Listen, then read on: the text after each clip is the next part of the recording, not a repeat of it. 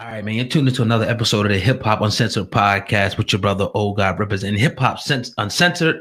Sitting across from me is my co-host. What up, y'all? It's your man, SamAnt. Viral Hip Hop News. We're in the building for episode 341. Got a special guest in the building. Yeah. The mayor of Atlantic City, Mr. Marty Smalls. Mr. Smalls, Mayor Smalls, I should say. How you doing this evening? Well, good evening, and thank you for having me, and good evening to your listening audience. Definitely. So, man, definitely excited to have you here. Wish we can have you in the building, but you know, the COVID-19 was going on and all that, and we got to do what we got to do. But I guess we can kind of start. You know, first you can introduce yourself, but I kind of want to go back to like when you got started. You know, what made you want to be a councilman? If that was the first, political position, could you let us know about that?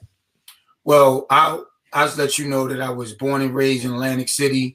I'm a proud product of Atlantic City public school system, graduate of Atlantic City High, class of 1993. From there, had a little success as an athlete. I was a baseball and basketball player. Actually, my freshman year, I played all three sports, football, basketball, and baseball. So had a little success as an athlete, but chose basketball. Went on to now Stockton University in the EOF program. Had success on the basketball court. I left as the number 10 all-time leading scorer, number 1 all-time leading rebounder. But more importantly, I graduated, got my degree in communications in 1998. 6 days later, I signed the semi-pro professional basketball contract with the United States Basketball League, and I played on the championship team for Atlantic City. Realizing that basketball wasn't going to pave the way for the remainder of my life, I hit the workforce. I was always politically active as a young man in my community. So I went to then mayor, the late, great, former state senator, former assemblyman, and former mayor, Jim Whalen, who was my political mentor. I said, look, I graduated. You said, graduate, stay out of trouble, come home and get a good job. I said, I'm home. I need a good job. And I got my start in the welfare office in the city of Atlantic City while I was on hold to run a state program, a partnership between the Atlantic City Police Department, the Atlantic City Health and Human Services Department, and the state of New Jersey Law Department and Public Safety. And I was the Safe Haven program coordinator. My job was to run quality of life activities for senior and youth in Atlantic City in the targeted area. And from there, I just started getting active. When I first came home, I ran the men's midnight basketball league that was tremendously successful. We lowered the crime. We had that league for 8 years. And then I started getting active politically, more active. Senator Whalen put me on the Atlantic City Free Public Library Board of Trustees. I got some much needed governmental experience, understanding budget. Then the next year, I decided to run for the Atlantic City Board of Education, which I was successful, and I was the top vote getter. And then being ambitious, I wanted to be a city councilman. And the next year I ran, and when I was sworn in, I was the youngest elected city councilman in Atlantic City's history. And that is a position that I held for 16 years, in the last 4 as council president until I became mayor in October. And in between that time, all while working politically, I also held professional positions. I ran the Boys and Girls Club of Atlantic City for 4.5 years. I ran the Atlantic City Public Schools After School Sports and Clubs program for 11.5 years. And my full-time job before I became mayor while I was councilman, which I'm on a technical leave of absence from, I was the Dean of Athletics, Recreation, and Governmental Affairs at Principal Academy Charter and Egg Harbor Township. And I was honored by countless organizations for my work in the community. So there you have it. Yeah, I mean, and another thing, I'm married to Dr. LaQuetta Small. She's the principal of Atlantic City High School. We got one high school in Atlantic City, and I have 2 children. My daughter Jada, 12, and Marty Small Jr. is 10. God bless you. You always exempted leadership. Anytime we've seen you personally, because obviously we're local in the South Jersey area, know Atlantic City our whole lives, worked there, lived there. got the opportunity to meet you a couple times. Leadership comes in and just oozes through your DNA. And as you go and run through the line of everything that you've accomplished going into your mayor, it just all just screams to me leadership. When did you realize, and what age did you realize that leadership and you having a voice, in particular, a voice for us as a people in our community was important, something for you that you needed to do? I've always, and thank you for the kind words, I've always been a leader. I've been a leader of my peer group. I've been one, even as a young child, to like challenge the establishment, so to speak. Never satisfied with the status quo. I was always one to believe a closed mouth doesn't get fed. So even in sports, you know, I was the captain of my teams, and you know, I've always been civically engaged, and like you said, representing the culture and putting on a platform. What I failed to talk about is my extensive background in doing events. I did that from 2004 to 2019, which many of you out there would know as the Marty Small Ball, in a series of white parties. But what the slogan was, we don't throw parties, you know, we throw events, to the Empire Strikes Black series, through it all. And a lot of people in the political arena wasn't comfortable with that. But I always said, no matter what I do, I was never going to forget where I came from, and actually always put on for my people. Dope. Absolutely. I see you, you know, you represent, you know, us well, you know, first of all, as Black men, but men in general. But I see you involved in the hip hop community.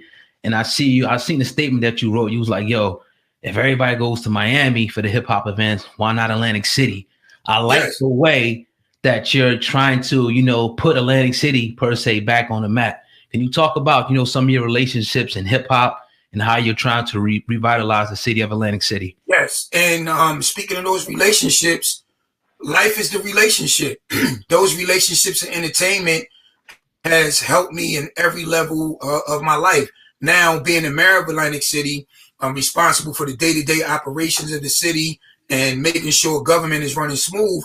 But also, a big part of being mayor is being an ambassador, being a promoter. I'm a promoter, you know, by trade. I mean, that's what I talked about on the Breakfast Club with DJ Emmy, Charlamagne the God, and everyone. I said, look, why not Atlantic City? I mean, you know, everyone wants to do Memorial Day weekend, Labor Day. They want to go to Cancun. They want to go ahead. They want to go to Miami.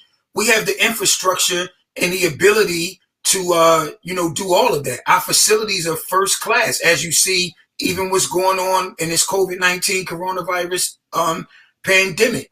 If you look at the field hospital, you know, we're opening up tomorrow in Atlantic City, 250 beds. If you look at the chatter that was going on, that Atlantic City is considered one of the cities to host the NBA when it comes back. So I'm always going to put Atlantic City out front. I've had meetings with every major promoter or phone calls. We want them here. We want them here in Atlantic City. The same thing that you do in Atlanta, Miami, I mean, whatever sexy tourist destinations, you could create that here in the city of Atlantic City. And you have a partner and a friend in the mayor's office that understands the culture and that's going to support the culture. We want to make Atlantic City a place that when all of those on the calendar, when you talk about the Memorial Days, when you talk about the Labor Days, when you talk about the fall weekends, the Columbus Days and the MLK weekend, we want to create that buzz that, hey, yeah, it might be so-and-so here, but guess what Atlantic City has? And that's my job, to keep pushing that agenda. You know, I want to ask you, because we grew, like I said, we grew up right around the corner. Our parents worked in Atlantic City forever. I remember back in the day, the boxing events, Tyson used to fight there, the wrestling events, the concerts. My mom met Patti LaBelle there. Like every time she came home, I remember a different iconic figure she met working in Atlantic City in Trump Plaza. Where did it fall off for Atlantic City? And when did you realize it was responsibility for you to bring it back? Because it seems like now, recently, since you sat in office, since October, the buzz for Atlantic City prior to COVID-19 has picked up like crazy. We're like, yo, look, we got to get involved with Mayor Smalls and what he has going on, because he's doing something that we remember, and it was a breath of fresh air in Atlantic City, and it's coming back. So talk about a little bit how and when it fell off and why did it fall off, and you bringing it back.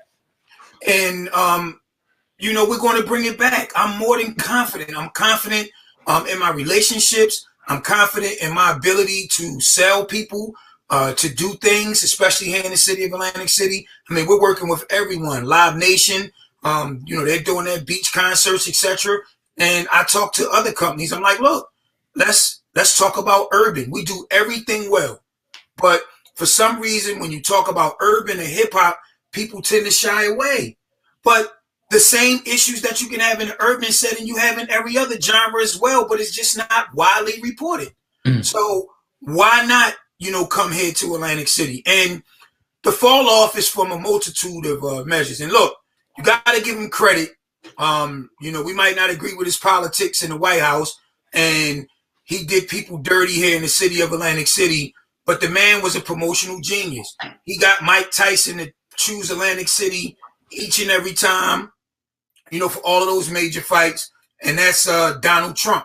He brought WrestleMania here. I remember when I was a kid, me and my boy Steven Gardner, we in church, but we're not really in church. We thinking about, man, when this is over, we getting on the jitney and we going to WrestleMania. I mean, all of these events that the city of Atlantic City had, the big boxing shows. I remember the biggest event of my career, and a lot of people in Atlantic City's favorite event was the Field of Dreams. That was after the Bernard Hopkins and Antonio Tarver mega fight here in Atlantic City. And we just got to get back to that. It's a couple things. It's economics.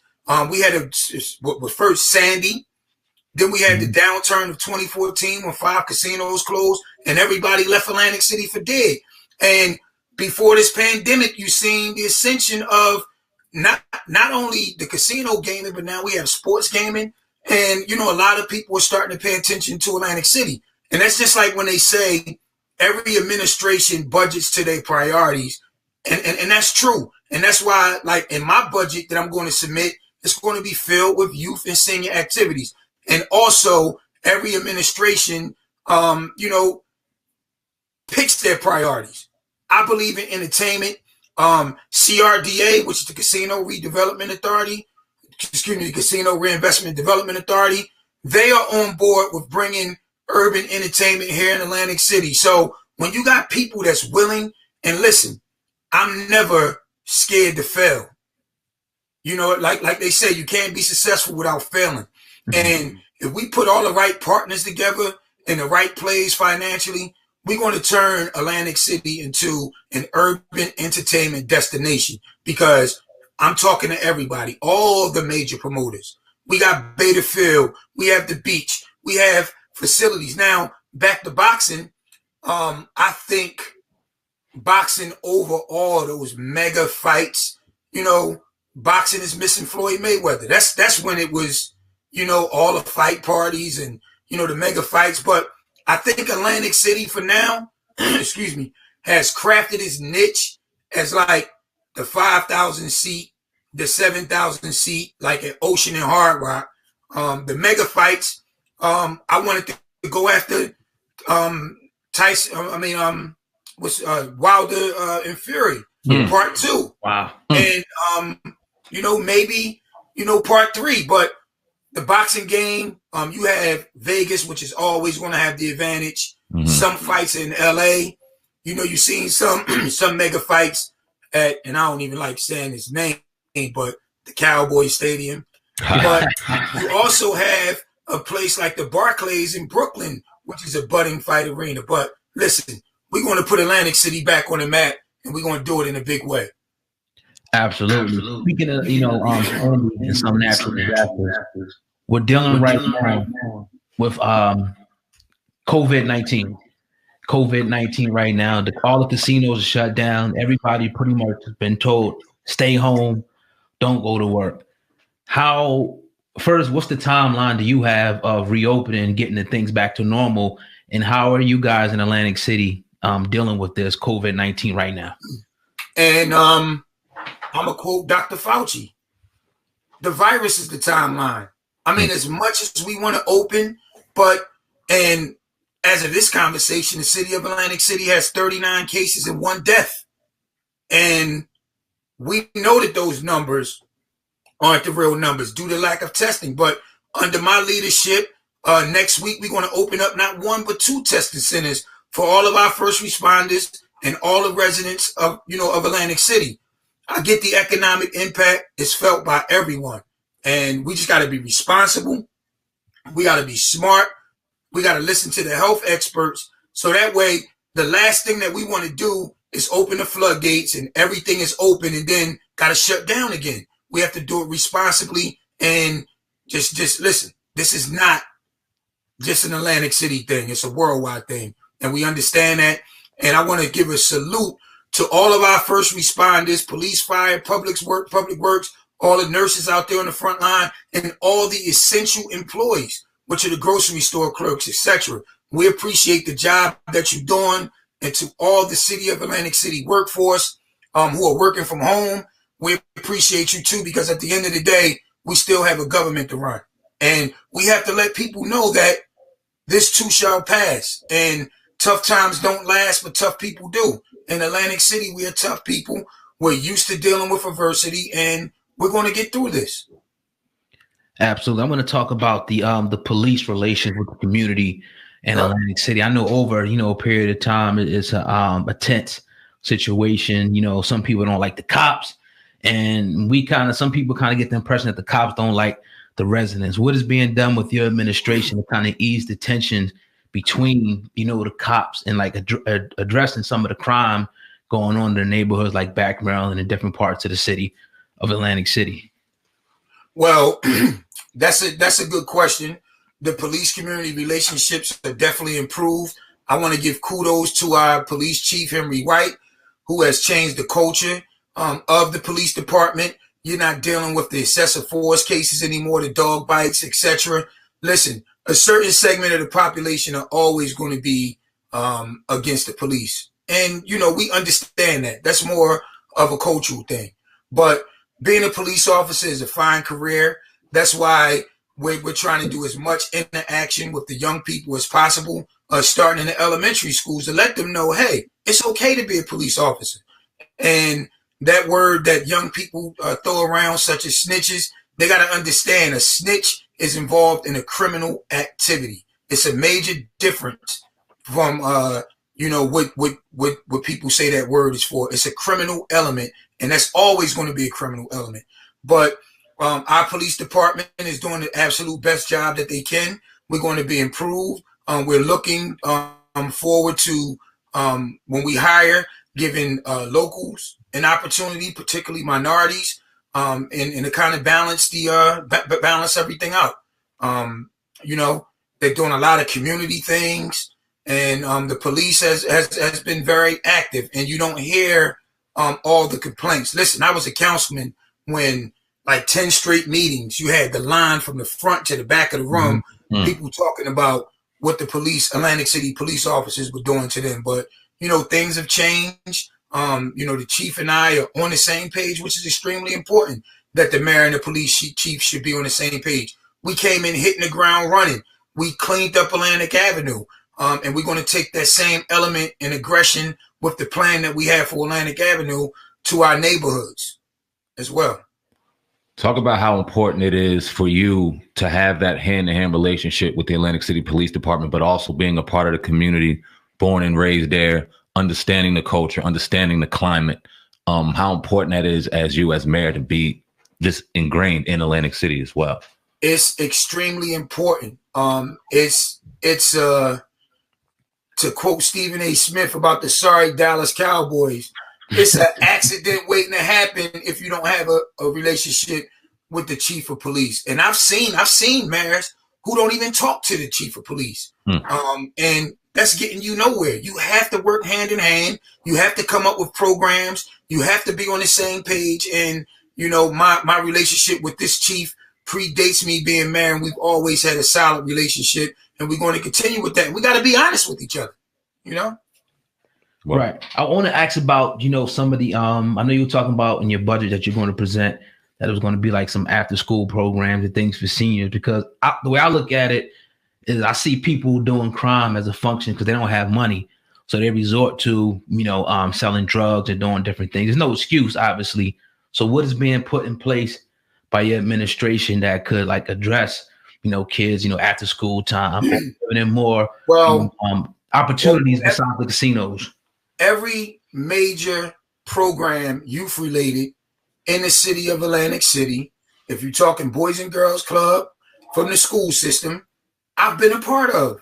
I put the play together. So who better to lead the city and providing opportunities for youth and seniors than myself? My background in this field speaks for itself. From, taking the kids to the NFL tournament, to exposing kids to Super Saturday in the city of Atlantic City. We're going to do that and more. We already got the play in motion. We already got the senior activities and everything going. Soon as this pandemic is over and life is returned to a form as we knew it, you're going to see exciting things. As far as jobs, we were going to have a job program in May. But obviously with this worldwide pandemic, we met with the casino associations. We said we wanted each property to commit a number of jobs for Atlantic City residents only, and not just the entry-level jobs. We're talented people. We got people that can do middle and upper management, but they got to be given an opportunity. But someone has to speak up. And my administration is speaking loud and clear. And also, we had the first program, the Mayor's Office Small Business Program, which is headed up by my Director of Constituent Services, Bruce Weeks. We had the curriculum in play. It was supposed to start March 24th. We had 60 people sign up. The classes were going to be at Stockton. It was a 9-week program. And guess what? We weren't just going to talk about it. We was going to show people. We was going to show them how to get funds, because the saying, I like to say it a lot. A leader knows the way, goes the way, and shows the way. And that's what we're doing. It was between Stockton, ACCC, LAEDA, the New Jersey Economic Development Authority, and more. It was a curriculum-based program for a cohort to go through the business together, have a like a fun night, like a Shark Tank type style of competition, and then having a funding night where we present them in front of all of these lenders. My friend from Violin, she's the regional president of PNC Bank. She came down here, her and her staff, and wanted to know how they could help. So all we have to do is just keep this momentum going. And soon as they say, outside opens back up, you'll see all of these exciting plans and programs from the mayor's office that has been on paper, but is being implemented now. But guess what? All of this is for naught if Atlantic City does not vote no. We have a change of government election on May 12th. It's vote by mail only, and we asking any and everyone to vote no, because you don't need no outsiders that just want to take all the money from the people in Atlantic City to run Atlantic City. You need people like me, who's born and raised here. Like I said, I'm Atlantic City born, I'm Atlantic City bred, and when I die, I'm going to be Atlantic City dead. And I'm educated. I've been through the ups and downs in politics, and I know what works. Nah, and that's a fact, man. And when we were watching and what we were looking at, we were actually at DJ Envy and Caesar Pena's real estate seminar when they first did it out here. I see the Lord track. Okay. Yeah, man. Shout out to Jose Rodriguez and team over there as well. We realized what was very important about that, and it almost seemed like you were buying back the block, so to speak. You were giving us opportunities to look at certain properties, buy them, different ways into how to do that. Talk about the plan with DJ Envy, Caesar Pena, and the team over there in buying back the block, so to speak, in Atlantic City, and how that kind of goes parallel with what you were just speaking about with the youth program. Well, if you look at a guy like Caesar, Flippin' NJ, he owns over 600 properties in Patterson. We have an excess amount of properties here in the city of Atlantic City. DJ Envy, all of his business interests, DJing, the Breakfast Club, and owning properties from state to state and educating people. It's about providing the opportunity. And, some previous administrations wanted to hold on to property just to hold on to it. We need revenue.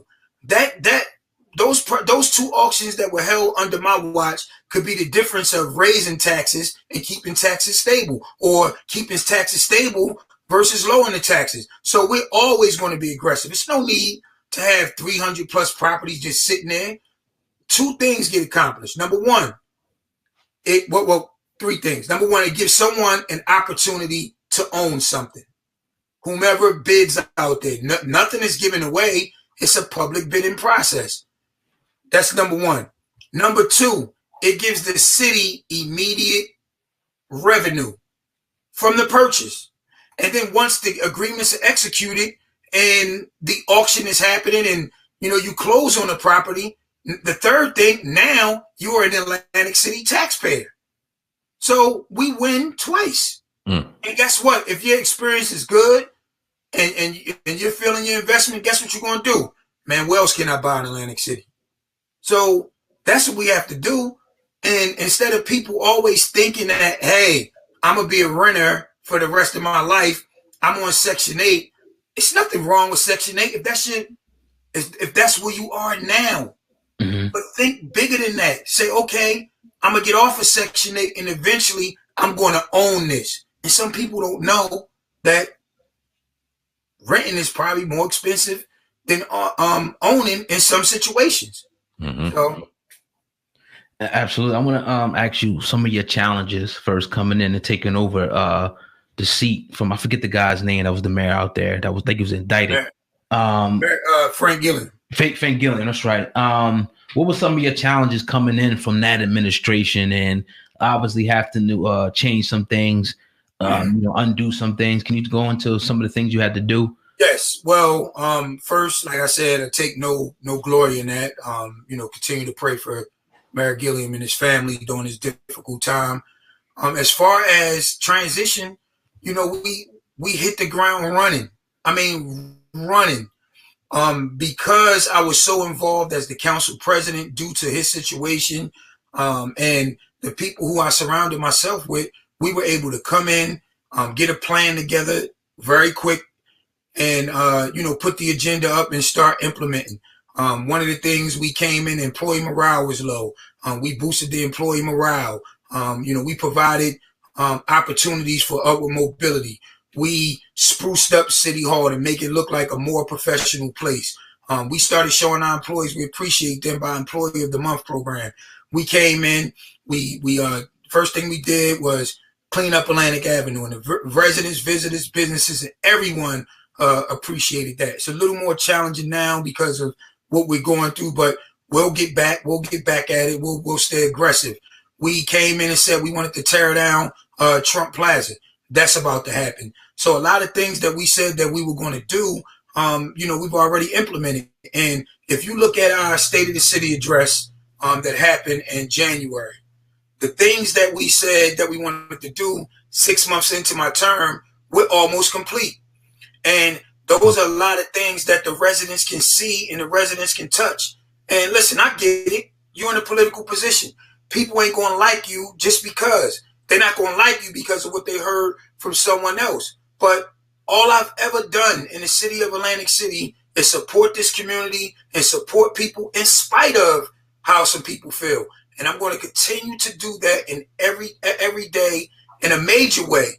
And, like I said, I'm just bullish on Atlantic City. I'm bullish that I've had this opportunity.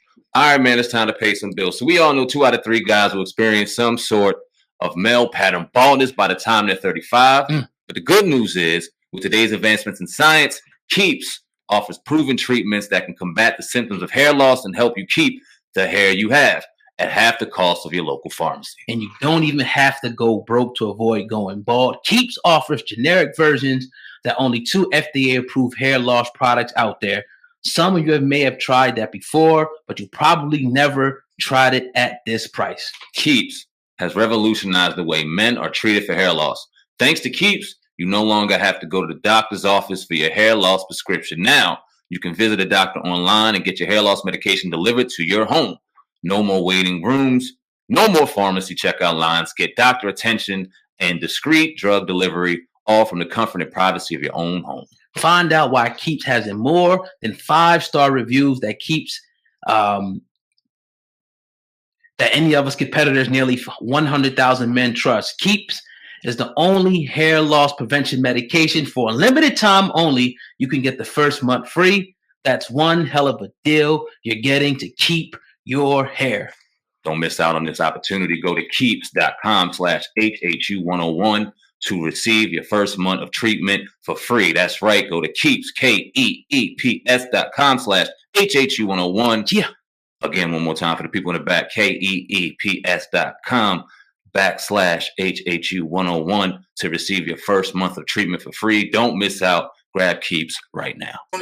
To be mayor, and after the change of government election, I'm up again for the remaining year of Frank Gilliam's term, and I'm sure that the good people of Atlantic City will see that I've led us through this crisis.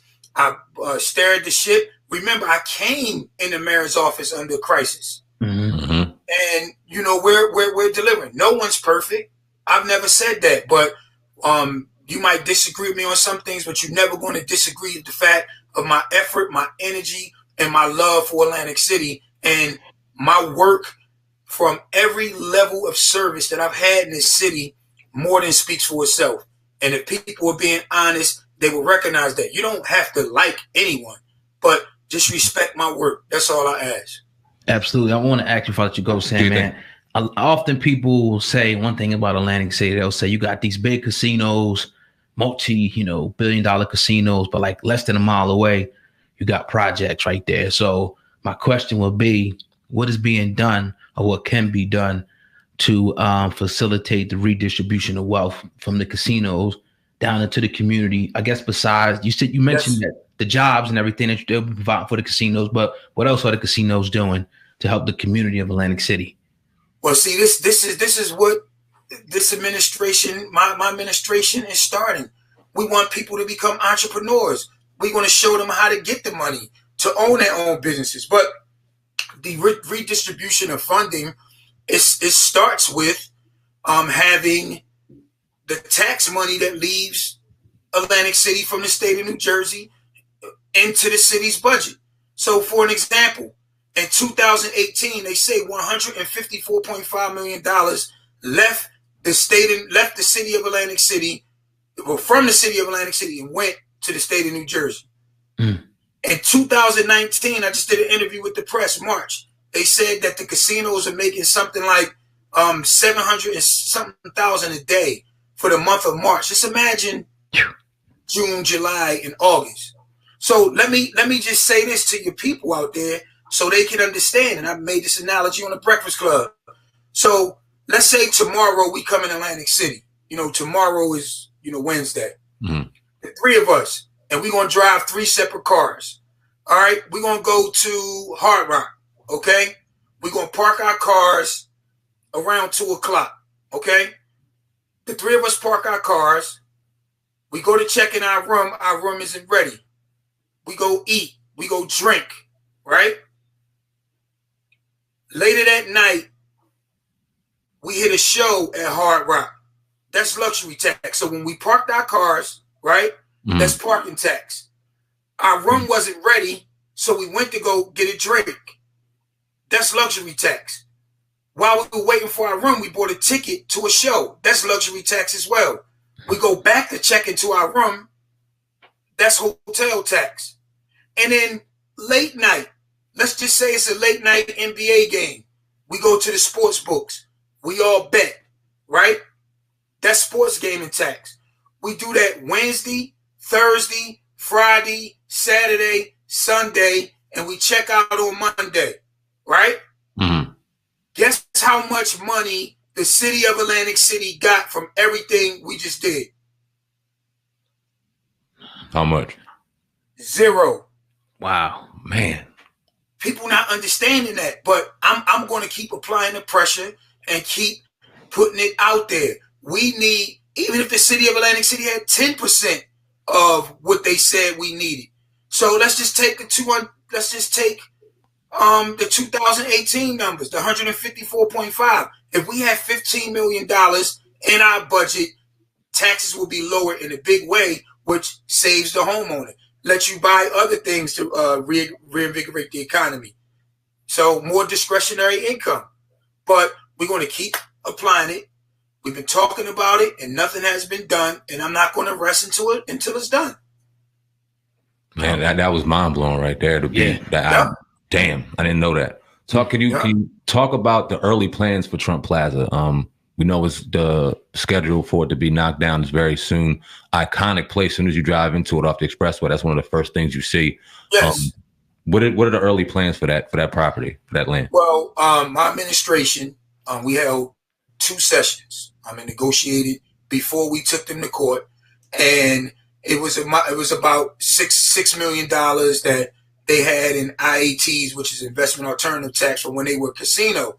So we were trying to leverage both, and the city don't get any money from parking, and we wanted to take possession of the garage, the parking garage, let the city manage it and run it, and reap the benefits of the revenue. We're not getting any money from anywhere else. So they said they wanted to tear it down, but they weren't sure, etc. So debris started falling off the building. We got 2 instances. Mike Lopez was doing Facebook Live. He saw one.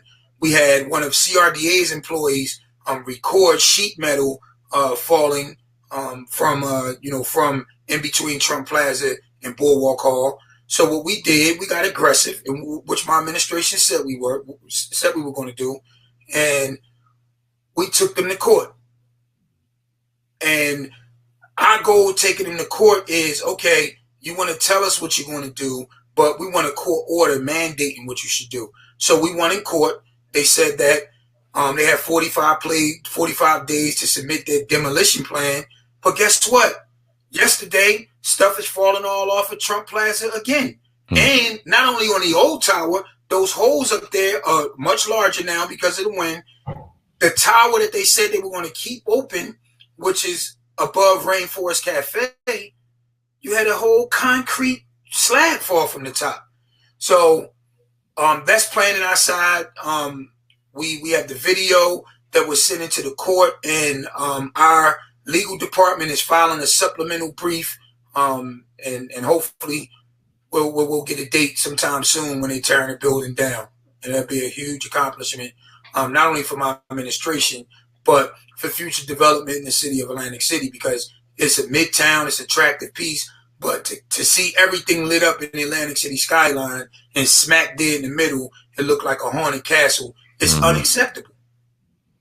What are you guys doing about, I was reading an article and they were saying like 70% of the people in the United States couldn't make the rent payment, man, for the month of April the 1st. Is there anything now going on in the city? Are you getting a lot of complaints from people saying, look, we can't pay our rent?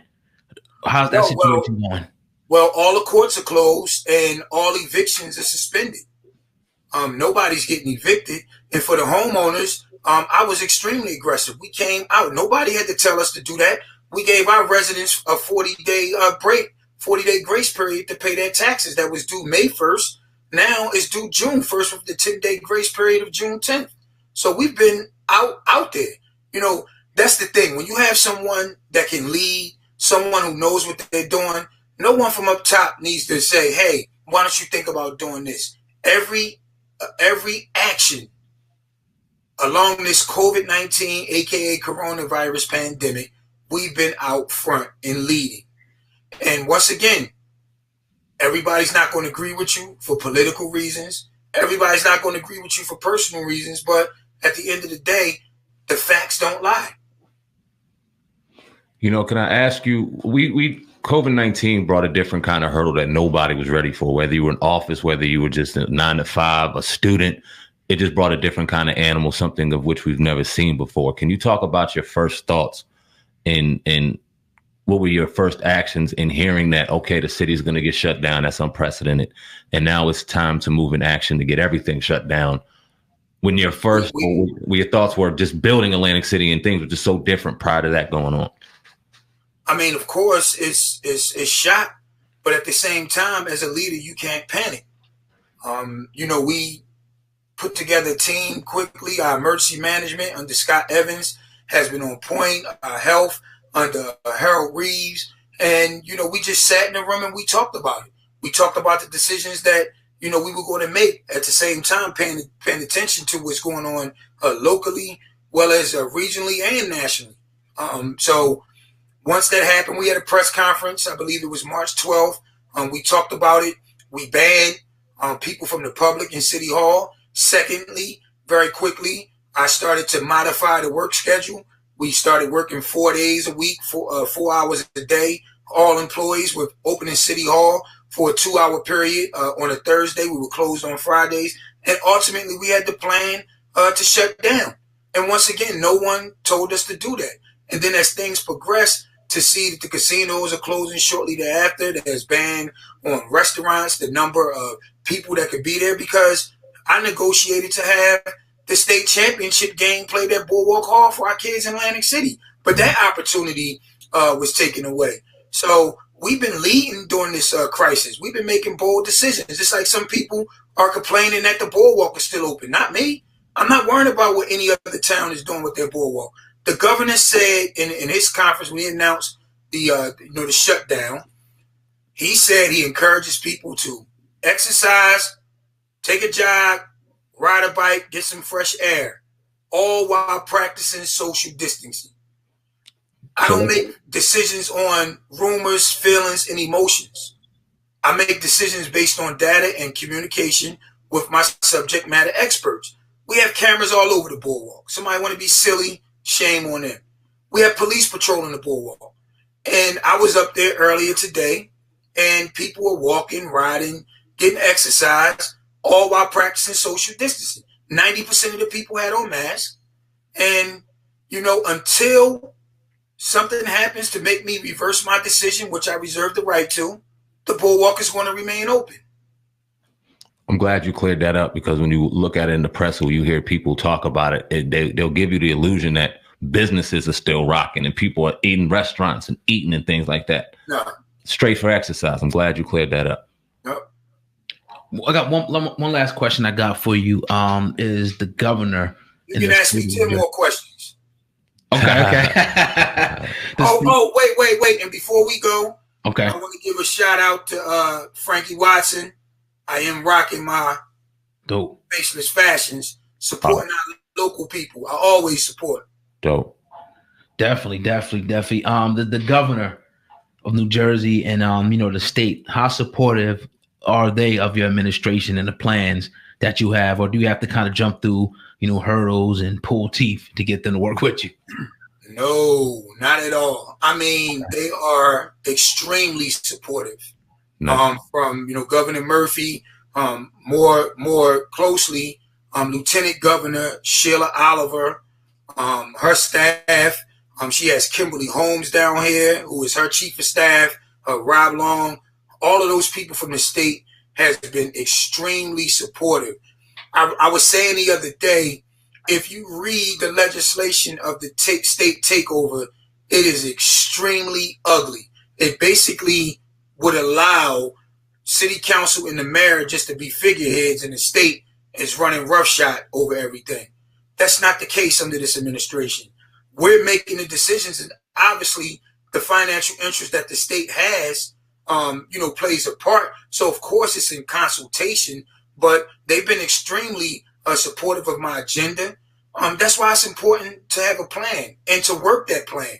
We put it on paper and say, okay, this is what we're going to do. This is how we're going to get there. And boom, this is going to get done. And we've been working in concert with the state. And, under the situation, I couldn't think of a better group of people to partner with to continue to run Atlantic City. Absolutely. One question I got from you, and I'll let you go. Do you think, brother? Do you think? North Jersey, I got time, man. Look. I'm home quarantining. I got time. Oh, wow. North Jersey casinos. How do you feel about that? What's the status of those, happening now? Listen.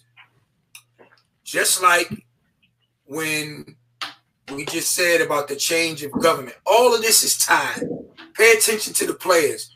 How could someone like Ray Lesniak, a retired state senator from North Jersey, be so concerned about how the government runs in Atlantic City, but not as concerned about how the government runs in his own backyard? It's all about the money.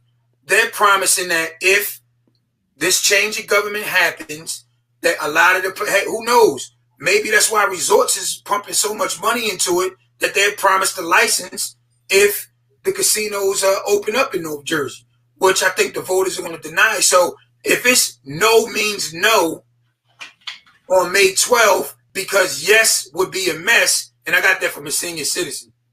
Okay. He said, vote no, because no means no, and yes would be a mess. So if it's North Jersey casinos or anything else involving outsiders, it's hell no.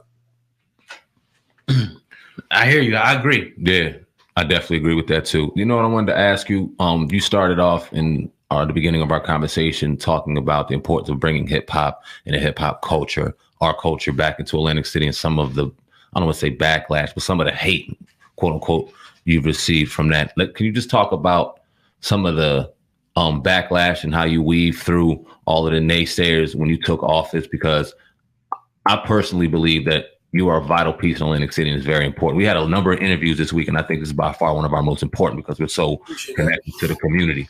But talk about some of the naysayers and talk about the backlash that you received coming into office, bringing in hip hop. Do they have parallels, and do one kind of come with another? It's funny. I mean, they gave me a nickname, Party Marty, because what the brush that they was painting was, all I do is party. And if anyone knows that I've always been a voice in this community way before politics. So it's not about an election. And some people didn't understand what I was doing. Now, how hypocritical is this, right? They say that we need to bring more non-gaming activities to the city of Atlantic City, right? That's what they say. But when I do it, it's a problem.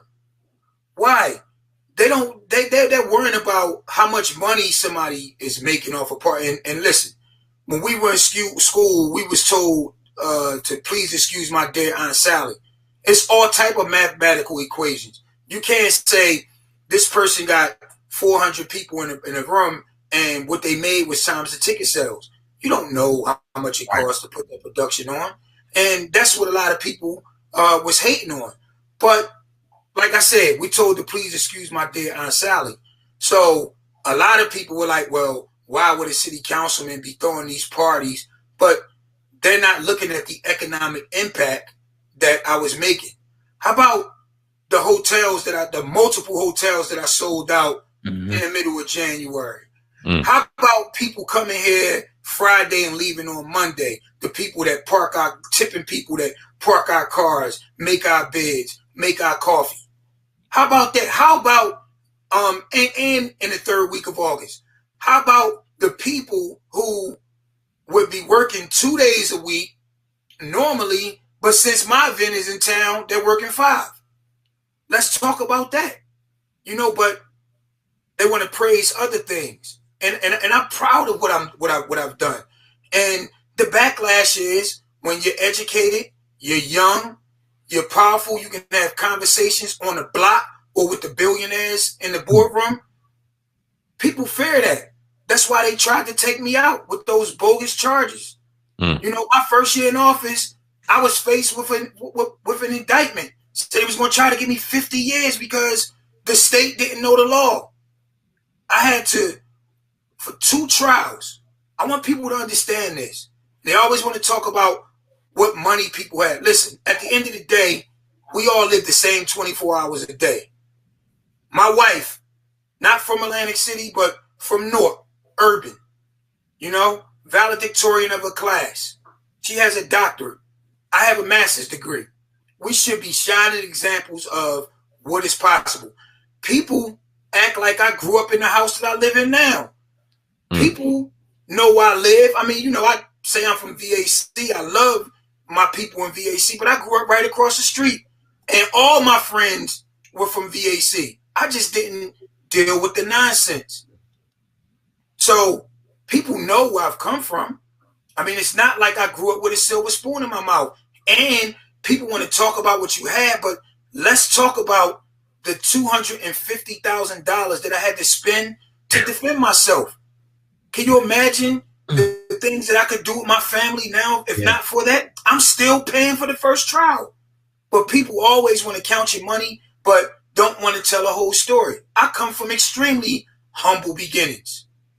And I want the kids in this community, which they do, to look up and say, hey, you don't have to want to be me. You can say, well, I want to be somebody like Marty Small.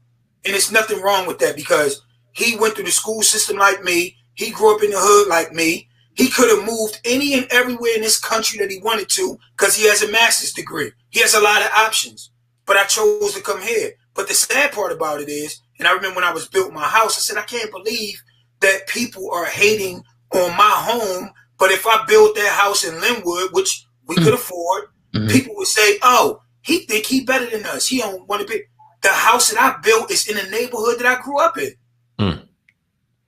Facts. Powerful. So, powerful. You know, dealing with that, people don't understand your story.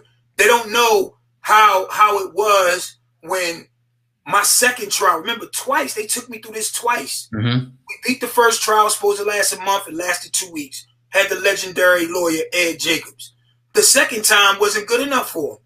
They wired someone up for sound that I went to high school with, had him follow me around for 4 months for sound and video, and didn't get anything because I don't live my life like that.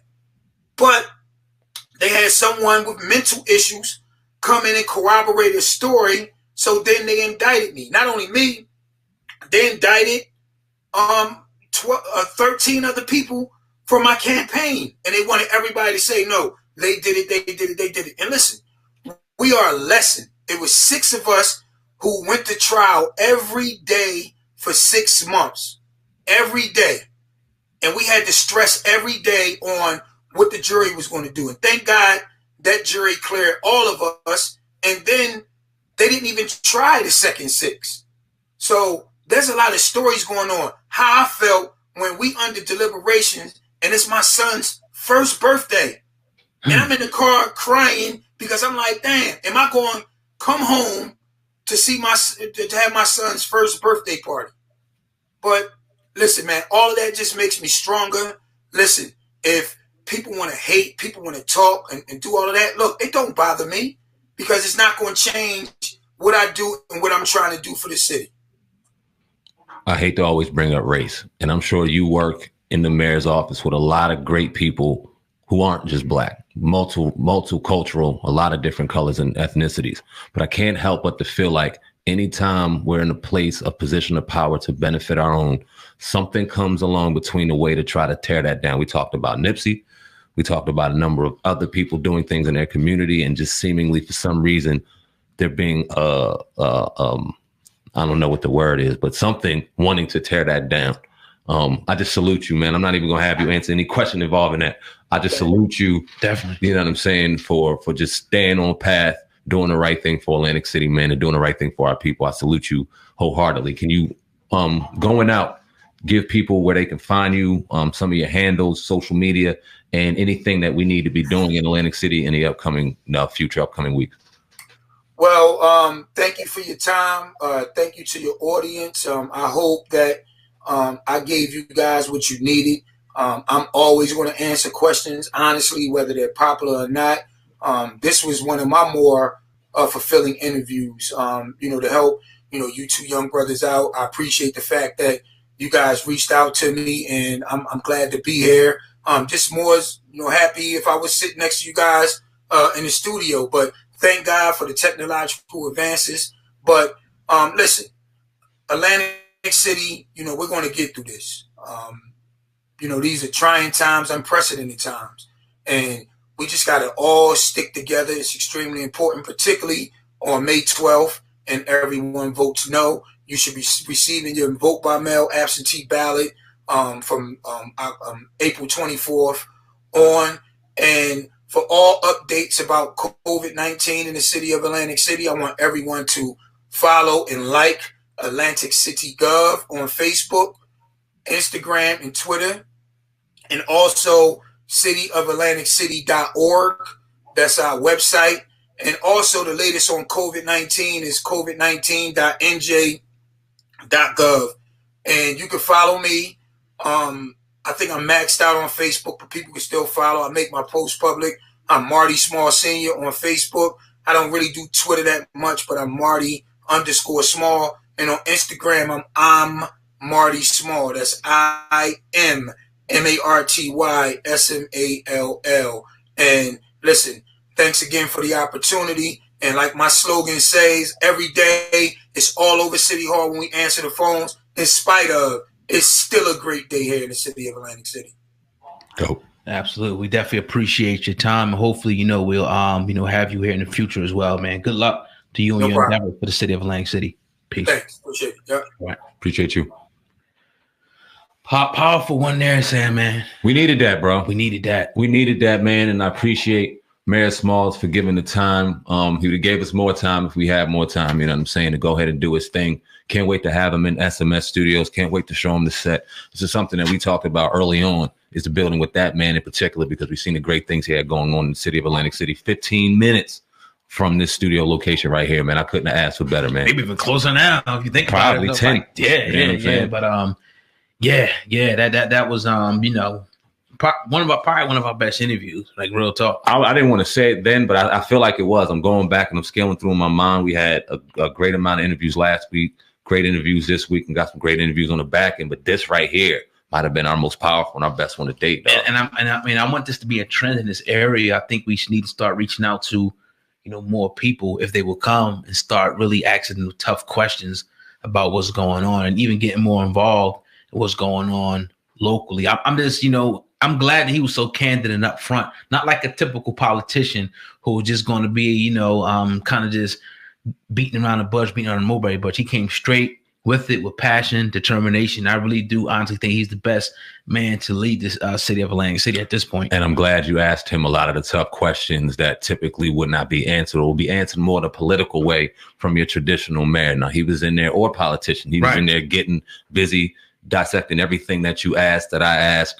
and wasn't running around any question, man. I really appreciated that. You could see the honesty and sincerity in his eyes, that he really cares for his city. Definitely. We got to keep that man on board, man, because I want to give him a fair amount of time to see what he can do. Oh, yeah. For Atlantic City. I think it's important, man. So they're saying, I think, vote no. Yes. For the upcoming thing. If you're a listener from Atlantic City, vote no. We want to keep him definitely in office, so we can see some of the things, especially for the hip hop culture, coming to fruition in the city of Atlantic City, because it's such an area, where, pretty much we're from, that could really use a makeover and really use, all these people starting to come. And I want to see the city win, bro. For the listeners who don't live in the state of New Jersey, city of Atlantic City, aren't familiar with it, that conversation right there is going to just propel to whole different levels. You're going to hear us and see us in different avenues and different arenas, man. This is going to be a great relationship that was just built for this platform for a multitude of reasons.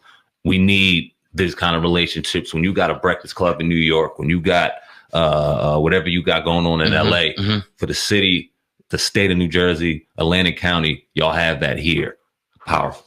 Definitely. So yeah, man, with that being said, we're going to get out of here today. Hey, if you enjoyed this episode, man, before you get out of here today, smash that 5-star rating on the screen. Also, if you got some extra time, leave a comment, but most importantly, subscribe to the Hip Hop Uncensored podcast.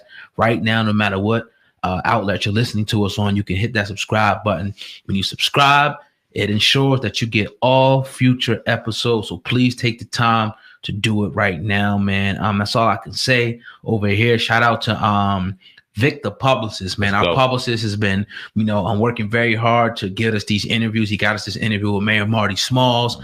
Shout out to him. Also, shout out to the Foulmouth Angel, who did this beautiful work right here. I know a lot of people are always asking, who did the artwork? That was my man. You can follow him at Foulmouth Angel TV on YouTube, and he also has an Instagram handle at Foulmouth Angel. Indeed, man. And let's go. We got a great promotional package going on. Bio Hip Hop News, Uncensored, the Uncensored Podcast official channel. If you're an artist, aspiring artist, singer, songwriter, rapper, whatever the case may be, and you want to get your product promoted on all 3 platforms, over 1 million people watching worldwide, hit us up. ohgod@hiphopun.com, or myself, SamAnt, at DLS Media Inc, the number 1 at gmail.com to get further information. You don't want to wait on that. We have some great people in the building promoting their music. Shout out to Jade Mozinphernomuzik. Her music is buzzing right now on the platform. Shout out to Young Nice. Had a great interview with him this past Saturday. We got more to come. Make sure you get your slot available while they last. We appreciate each and every one of y'all support. We got a great interview tomorrow for a bonus episode